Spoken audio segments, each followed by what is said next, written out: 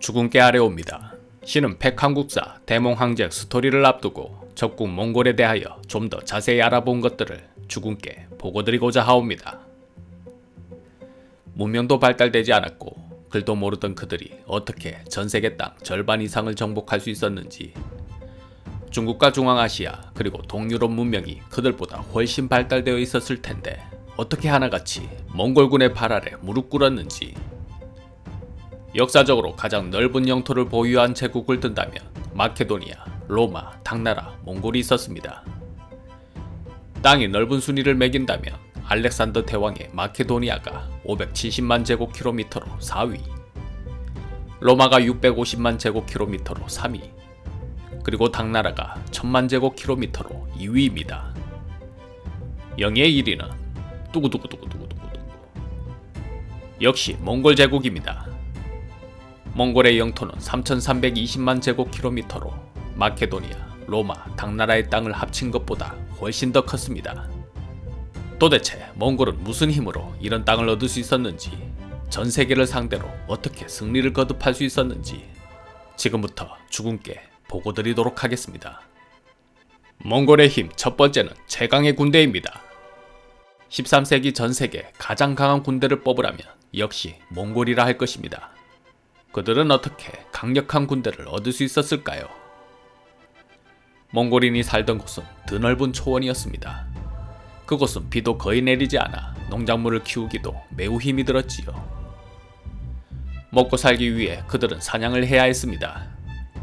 사냥을 하기 위해서는 말을 잘 타야 했고 활을 잘 쏘아야 했습니다. 사냥은 곧 군사훈련이 되었습니다. 몽골인은 어릴 때부터 자연스럽게 말 타고 사냥을 하며 군사훈련을 한 것입니다. 형편이 좀 나아지면 염소나 양을 키워 먹을 것을 해결했습니다. 또 그 가죽으로는 생필품을 만들었지요. 그러나 염소나 양은 많은 양의 풀을 뜯어 먹어야 했기에 한 곳에 정착할 수가 없었습니다. 끊임없이 이사 다니며 살아야 했지요. 그래서 몽골인들은 집을 지을 필요가 없었습니다. 대신 이동에 편리한 천막 생활을 했습니다. 이는 몽골 군사들이 먼 거리 원정에도 강했던 이유가 되었습니다. 신은 군대에 가서 가장 빡센 훈련 중 하나가 행군이었다고 생각합니다. 군사력의 큰 비중을 차지하는 것이 먼 거리로 신속하게 이동하고 전투 식량 먹으며 야영하면서 살아남는 것이었습니다. 몽골인은 이것이 생활이었기 때문에 따로 훈련할 필요조차 없었을 것입니다. 게다가 염소나 양으로부터 얻을 수 있는 것이 한정적이기 때문에 늘 먹을 것과 생필품이 부족하였습니다. 그렇다면 몽골인이 그 척박한 땅에서 살아남는 방법은 무엇일까요? 바로 약탈이었습니다. 언제나 물자가 부족하니 남의 것을 빼앗는 것이 필수였습니다. 빼앗지 못하면 굶어 죽을 판이라 인정사정 봐줄 것 없이 약탈해야 했습니다. 오늘날 우리가 소위 능력 있는 남자라 하면 연봉이 센 자, 큰 사업장을 가진 자, 좋은 건물과 자동차를 가진 자를 들 수 있겠지만 몽골의 능력 있는 남자라면 싸움을 잘하는 자, 이것 하나로 통했습니다. 하였듯이 맞는 사람끼리 부족을 이루고 가장 잘 싸우는 자를 부족장으로 하여 끊임없이 다른 부족의 것을 빼앗았습니다. 양을 빼앗고 말을 빼앗고 심지어 여자를 빼앗았습니다. 빼앗김을 당한 부족은 반드시 복수를 해야 했습니다. 복수하지 않고 당하기만 한다면 그 부족은 유지될 수 없었습니다. 수단과 방법을 가리지 않고 당한 것에 배는 돌려줘야 했고, 그런 과정에서 그들의 잔인함은 더욱 커졌습니다. 실제로 전쟁에서도 그들의 잔인함이 여과 없이 기록되었습니다. 복수하지 못하는 무능한 족장이라면 부하들은 미련 없이 떠났습니다. 이렇게 수단과 방법을 가리지 않으며 남의 것을 뺏고 또 복수해야 했으니 부족 간에는 전쟁이 끊이지 않았습니다. 끊임없는 전쟁은 그들을 초몽골인으로 만들어 주었습니다. 그들은 강한 전사가 필요했습니다. 어렸을 때부터 말을 탈 줄 알아야 했고 활쏘기도 능해야 했습니다. 살아남기 위해서는 오직 강한 자가 되는 길 뿐이었습니다. 특히 말타기와 활쏘기는 몽골 전사의 필수였습니다. 심지어 걸음마를 시작하기도 전에 말 타는 법부터 배웠으니 전설 속에 반인반마가 있다면 몽골인이라 하겠습니다. 또한 탁 트인 초원에서 사냥을 해야 했고 적이 쳐들어오는지 끊임없이 감시해야 했으니 시력이 엄청 좋았습니다. 그들의 시력은 무려 6.0으로 심지어 100m 떨어진 거리에서 A4 용지의 글을 읽을 수 있을 정도라 합니다. 그 엄청난 시력에 활을 잘 쏜다면 어떻게 되겠습니까? 몽골 활은 복합궁이라 하는데 장력이 워낙 뛰어나 사거리가 500에서 600m였다고 합니다. 빠른 말을 달리며 좋은 시력으로 멀리 있는 적을 화살을 쏘아 백발백중 맞춘다면 어떻게 이들을 싸워서 이기겠습니까? 이 정도면 가히 사기 캐릭이라 할 만합니다. 그렇습니다. 마치 드래곤볼의 사이어인처럼 몽골인은 끊임없이 싸워야 하는 전투민족이었습니다. 그들은 싸울수록 더 강해졌고 죽을 고비를 넘겨가며 그들도 모를 정도의 엄청난 전투력을 키워나가고 있었습니다. 게다가 식량도 양고기를 말린 육포 하나면 되었습니다. 보통 군대라 하면 보급부대가 있어야 했고 밥을 해먹어야 싸울 수 있었습니다. 일반적인 군사들이 남의 나라에 원정을 가서 식량을 운반하고 밥을 해먹는 일은 보통 어려운 일이 아니었습니다. 그런데 원정길이 높은 산맥이라면 생각만 해도 끔찍한 일이지요. 그 좋은 예가 수나라와 고구려의 전쟁이었습니다. 113만 3,800명에 이르는 최강의 군사 수나라가 고구려에 무너진 결정적인 원인도 보급의 문제였습니다. 그 많은 전투병을 먹이고 싸우려면 엄청난 군량이 필요했습니다. 을지문덕 장군은 바로 이런 약점을 이용하여 수나라를 물리쳤습니다.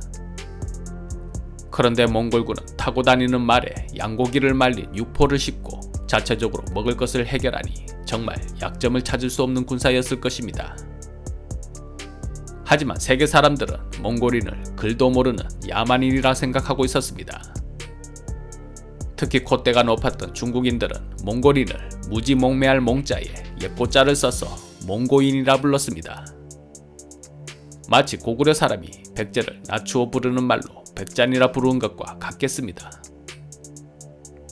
중국인의 시각으로 몽골인을 얕잡아 불러 몽고라 하였으니 공식적으로는 몽고가 아닌 그들 자신이 말하는 몽골이라 부르는 것이 좋겠습니다. 중국인들은 몽골뿐 아니라 주변국 대부분을 오랑캐라 불렀습니다. 오랑캐 또한 북쪽 산악지대에 살았던 오리앙카의 부족을 부른 것에서 유래되었다 합니다. 동이, 북쪽, 서유, 남만 또한 모두 오랑캐라 하였습니다. 우리나라도 동이라 하여 동쪽 오랑캐라 불렀으니 중국은 자신을 제외한 모든 나라가 오랑캐였습니다. 중국인들은 자신들이 이룬 문명에 대한 자부심이 대단하였고 글도 모르고 약탈로 먹고 사는 몽골인을 얕잡아 보았습니다. 앞으로 그들이 몽골에 얼마나 철저히 짓밟히게 될지는 상상도 하지 못하고 말이지요. 하지만 금나라는 몽골의 무서움을 알고 있었습니다. 금나라는 여진족이 세운 나라로 그들도 몽골처럼 유목민족 출신이기 때문입니다. 겉으로는 몽골을 제압하는 대국으로 보였겠지만 속으로는 엄청난 전투력을 가진 몽골인들이 힘을 합할까 두려웠을 것입니다. 그래서 금나라는 각종 이간책을 써가며 몽골인들이 서로 싸우게 하였습니다. A라는 종족이 강해지면 B 종족에게 물자를 대주며 A와 싸우게 했습니다. 그래서 B가 강해지면 다시 A를 부추겨 B에게 복수하도록 유도했습니다. EJ라고 하지요.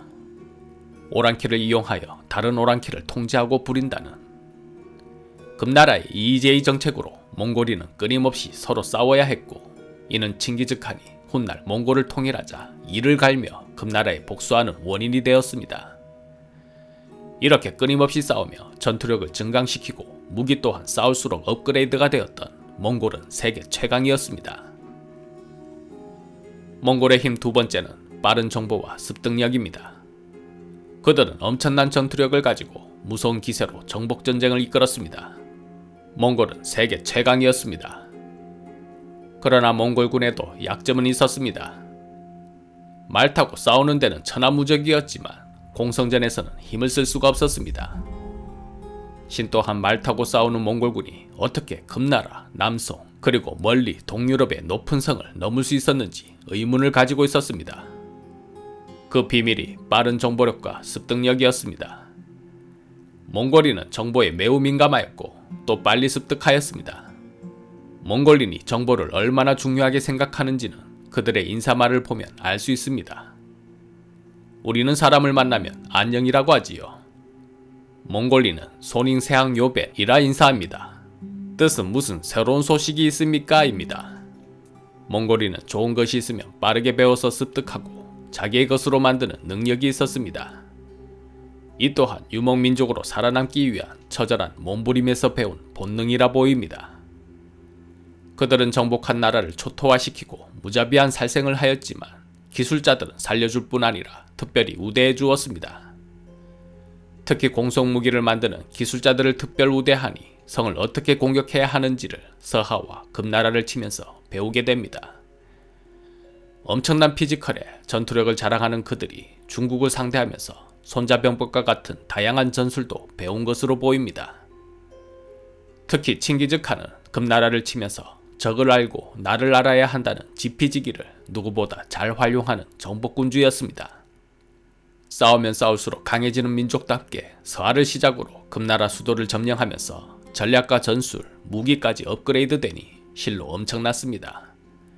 만약 그들이 금나라를 이기지 못했다면 몽골이 세계로 뻗어나가는 역사는 만들지 못했을 것입니다.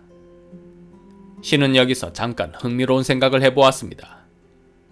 임진왜란 때 조선이 일본을 막지 못했더라면 일본은 어디까지 갈 수 있었을까요? 그들의 말대로 과연 명나라를 치고 더 넓은 대륙을 정복할 수 있었을까요?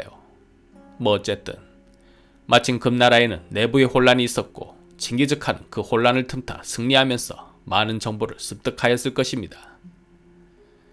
몽골은 빠른 습득력으로 공성무기를 업그레이드하고 금의 수도를 정복할 수 있었습니다. 그것을 바탕으로 중앙아시아, 동유럽까지 진출하고 끝내 남송마저 굴복시킬 수 있었습니다.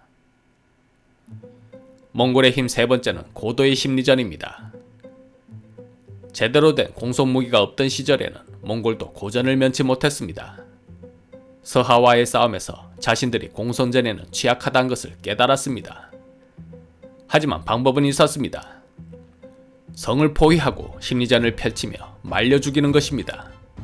평지에서는 거의 초사이어인급 전투력을 자랑하니 방어하는 자들은 함부로 나가 싸울 수가 없어 대부분 성 안에 틀어박혀 공선전을 펼쳤습니다. 그럴 때 몽골군은 무리하게 성을 넘으려 하지 않고 성을 포위했습니다.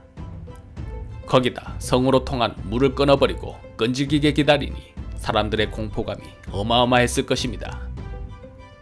특히 몽골군은 항복하는 나라에는 살 길을 만들어 주었으나 저항하는 나라라면 정복 후 남녀노소 가리지 않고 아주 그냥 씨를 말려버렸습니다. 그 과정이 얼마나 잔인했겠습니까? 여자와 아이들은 또 얼마나 고통스러웠겠습니까? 하지만 그들은 인정을 봐주지 않았습니다. 대표적인 예가 서하였습니다. 전쟁이 끝나자 왕과 귀족들은 물론 모든 백성들이 모두 참살되어 오늘날에도 그 후손을 찾을 수 없다고 합니다. 이러니 웬만한 멘탈을 가진 성주가 아니라면 몽골군이 나타나면 항복하기 바빴을 것입니다. 몽골군의 이러한 심리전은 사마이가 고구려를 공격하면서도 썼었습니다. 고구려의 완충지대 역할을 했었던 요동의 양평성을 공격할 때 성주인 공성년이 끝까지 항복하지 않자 성을 함락 후 성 안의 15세 이상의 남자는 모두 죽여 인고를 쌓아 기념비를 만들었습니다. 이것은 앞으로 공격할 고구려의 심리전을 건 것입니다. 자 봐라, 우리에게 개기면 이렇게 된다 라고 말이지요. 그런 사마이도 15세 이상의 남자라는 조건을 달아 살육했지만 몽골인은 그 잔인함을 말로 다 표현할 수가 없사옵니다. 또한 몽골 군사는 유언비어를 퍼뜨리는 심리전도 아주 잘 써서 상대를 아주 지리게 만드는 탁월한 능력을 가지고 있었습니다. 몽골군은 포위된 성 안에 끊임없이 유언비어를 퍼뜨렸고 백성들 사이에는 이런 소문이 떠돌았을 거라 짐작해봅니다. 몽골군은 머리에 뿔이 나 있대 눈에는 빛이 번쩍번쩍하고 그들이 쏘는 화살은 새끼를 까서 한 발을 쏘면 날아가는 중에 10발이 되고 100발이 된다는군. 타고 다니는 말은 날개도 있어서 공성무기를 쓸 것도 없이 성으로 날아와 바로 공격한다더군. 만약 항복하지 않고 개기면 성 안의 생명이란 생명을 모두 잡아서 참혹하게 살육한대. 몽골에 포위된 상태에서 성 안에 이런 유언비어가 떠돈다면 병사들은 싸워서 이기겠다는 생각보다는 항복부터 하고 싶은 것이 사람의 당연한 심리일 것입니다. 몽골군은 사기가 넘치는데 아군은 이렇게 공포에 떨고 있다. 이러면 게임 끝나는 것이지요. 하얀 몽골군이 가는 길은 거칠 것이 없었습니다. 가는 곳마다 항복하였고 항복하지 않는 곳은 처참하게 무너뜨렸습니다. 신은 오늘 몽골군이 어떻게 세계 땅의 절반을 차지하는 강력한 군대가 되었는지 보고드렸습니다. 앞으로도 신은 한국사에서 미처 설명하지 못한 부분들을 정리하여 주군께 보고 올리도록 하겠습니다. 신이만 물러나옵니다.